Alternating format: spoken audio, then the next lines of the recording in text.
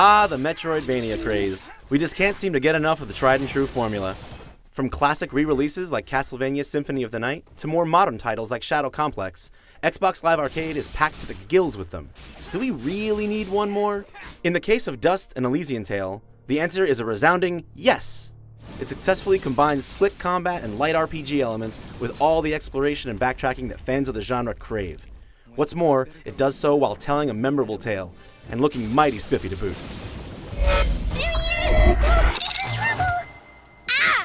Leave me alone! Picking on little ones, huh? You will most definitely regret meeting me.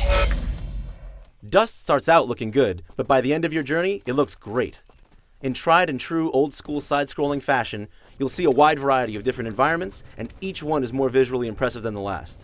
Though the environment looks terrific, the animation of the main character, Dust, ultimately steals the show. He looks so good darting back and forth on screen while racking up huge combos that you can't help but feel all-powerful, even if you are technically controlling a walking, talking bunny rabbit.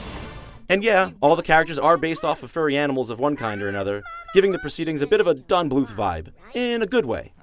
Despite everyone being one shade of cute or another, the characters wind up being as varied and enjoyable as the places they inhabit, thanks in large part to how solid the voice acting is. Add in a stirring orchestral soundtrack and a plot that's far more thematically evocative than the visuals would suggest, and you've got a truly complete presentational package.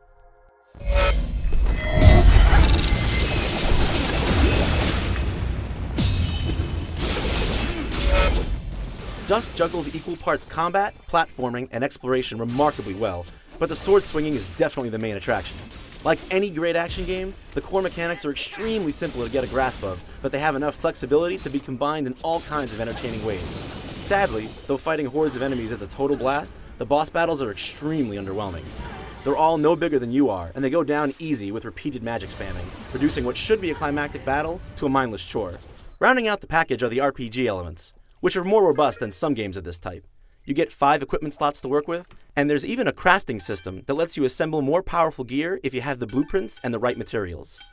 You also gain XP and level up, allowing you to allocate stat points to customize your character. It's nothing groundbreaking, but it lets you specialize enough for it to feel significant. Ultimately though, whether you focus on magic or hacking and slashing, the combat is flashy, furious fun.